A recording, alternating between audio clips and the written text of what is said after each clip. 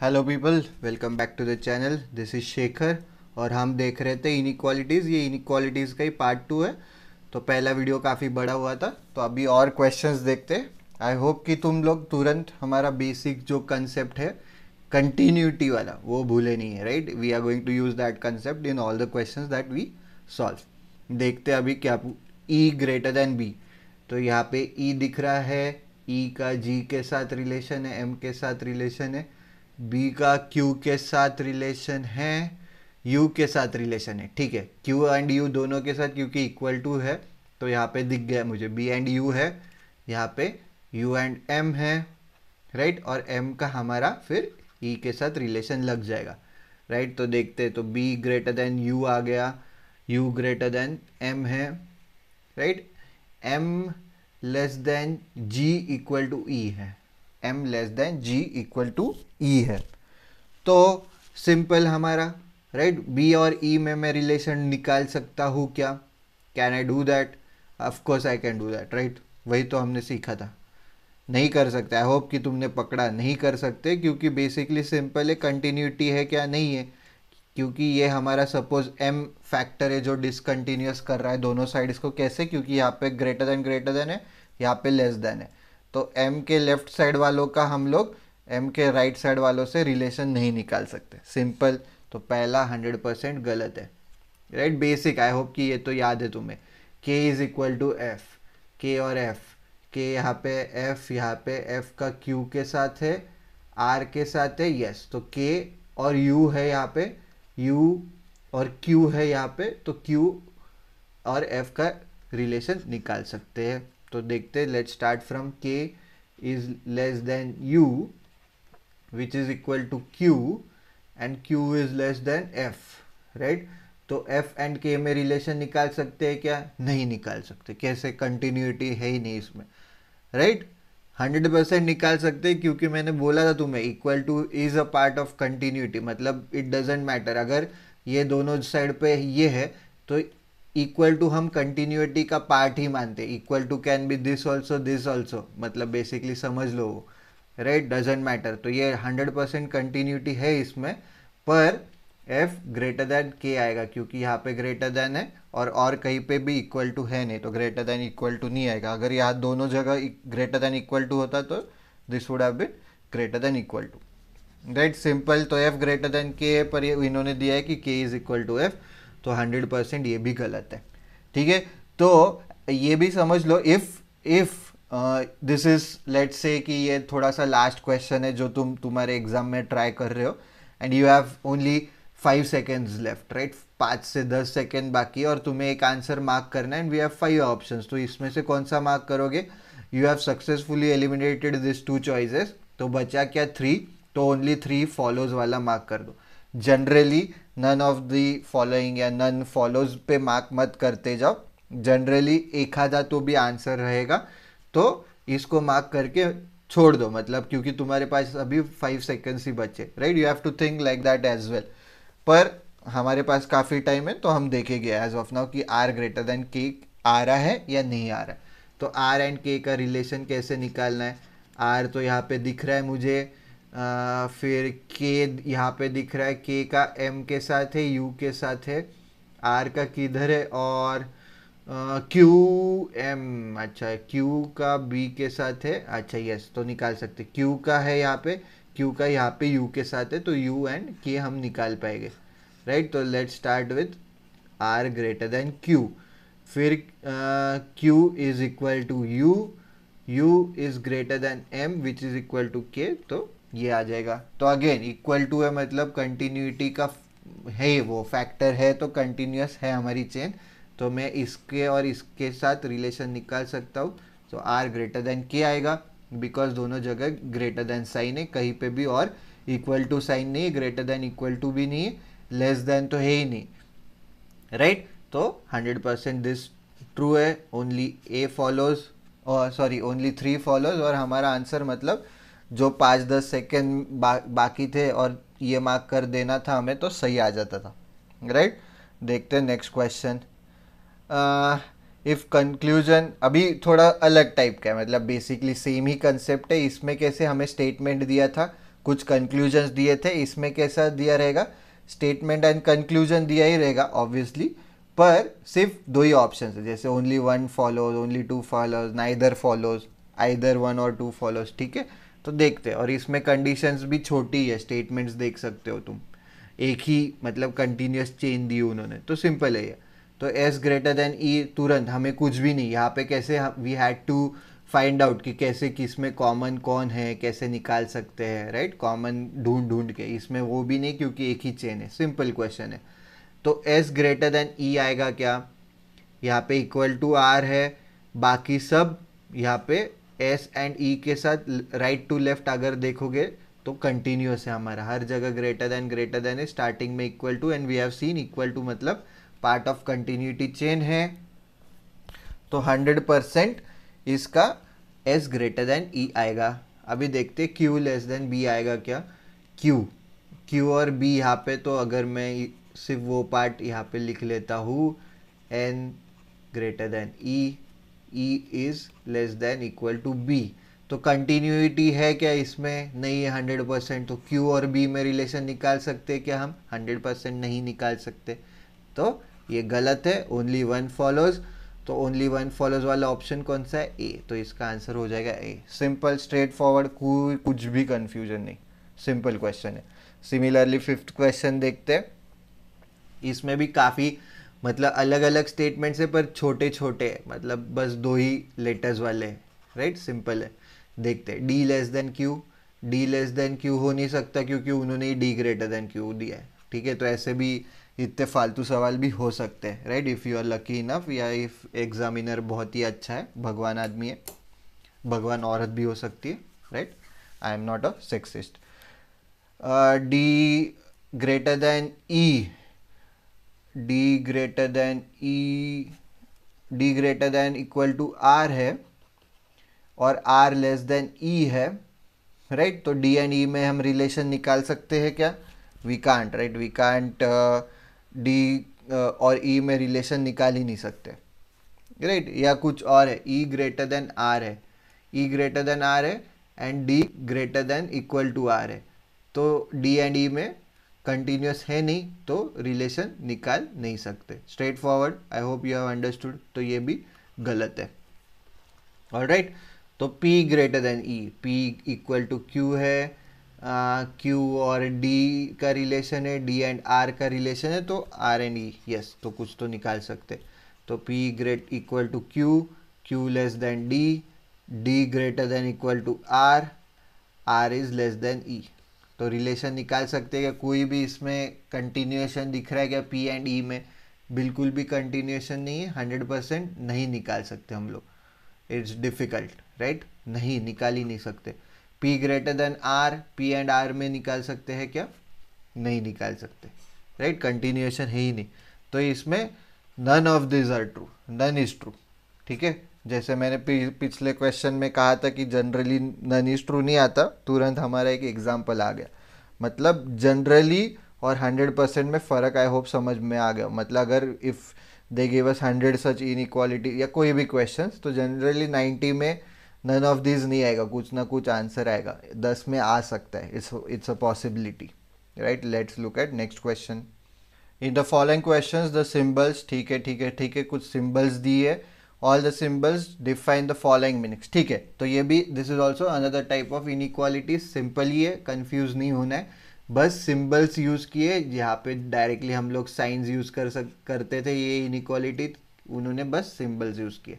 P is not smaller than Q, okay, तो $Q मतलब $Q मतलब क्या, P is not smaller than Q, इसका मतलब क्या होता है कि P Q से कम नहीं हो सकता, P Q से छोटा नहीं हो सकता, इसका मतलब P Q से बड़ा है। क्या ये बराबर है, ये पार्टली बराबर है, P Q से कम नहीं हो सकता है, तो P Q के बराबर भी तो हो सकता है, इसलिए P should be greater than equal to Q, right. तो इसके ऑपोजिट क्या होगा, ये होगा। सिमिलरली ये ऐसा होता, सपोज P Q से बड़ा नहीं हो सकता, तो इसका ऑपोजिट फिर मतलब इसको कैसे रिप्रेजेंट करेंगे हम लोग, बेसिकली ये ऐसा हो जाता, ठीक है। यही समझना है इसमें, और कुछ अलग है नहीं इसमें।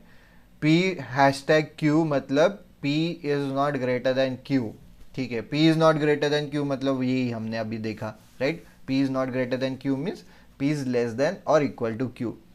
P at the rate Q means P is neither smaller than nor equal to Q। Okay, तो P at the rate Q means P is neither smaller than, मतलब स्मॉलर भी नहीं है, नॉर इक्वल टू Q है। तो इसका मतलब क्या हो जाएगा, P has to be greater than Q, क्योंकि इस केस में उन्होंने ये इक्वल टू वाला साइन भी हटा दिया है, यहाँ पे इक्वल टू वाला साइन नहीं हटाया था, राइट, क्योंकि सिर्फ P Q से छोटा नहीं हो सकता ऐसे बोला था, तो P Q के बराबर भी हो सकता है। पर इसमें उन्होंने ये भी बोल दिया है, they have specified it straight, मतलब बता ही दिया है, P Q से छोटा भी नहीं and it's neither equal to Q, right. P and Q means P is neither greater, ठीक है, आई होप समझ में आए, कुछ मुश्किल नहीं अभी। वापिस से P percent Q means P is neither greater than nor smaller than. अच्छा, P परसेंट Q मतलब क्या होगा, P ग्रेटर भी नहीं है, स्मॉलर भी नहीं Q से, तो बचा क्या, P एंड Q के लिए एक ही रिलेशन बचा है, P is equal to Q। Simple, straightforward, ठीक है। देखते हैं अभी कि उन्होंने दिया क्या हमें, what are the statements. A percentage J, A percentage J मतलब ये था, A परसेंटेज J मतलब हमने देख लिया इक्वल टू है J एंड N, एंड मतलब क्या है, neither greater than nor equal to, मतलब neither greater than nor equal to मतलब लेस देन होना चाहिए, and N at the rate R means neither smaller than nor equal to, मतलब N has to be greater than R। अभी क्या पूछा है देखते, conclusion, what are the conclusion that can be drawn. एक तो है कि R परसेंटेज J मतलब परसेंटेज मतलब यहाँ पे मतलब R is basically equal to J, ऐसा है क्या, ये ड्रॉ कर सकते हैं क्या, नहीं, आई डोंट थिंक सो, क्योंकि देखते N ग्रेटर देन J है, N ग्रेटर देन R भी है, and J is equal to A है। J और R में कुछ रिलेशन निकाल सकते हैं कि 100% नहीं, क्योंकि कंटिन्यूटी हमारा, राइट, कंटिन्यूटी फैक्टर। तो A at the rate J देखते अभी, A at the rate J means P is neither smaller than nor equal to, neither smaller than nor equal to मतलब ग्रेटर देन होनी चाहिए, P मतलब A has to be greater than J।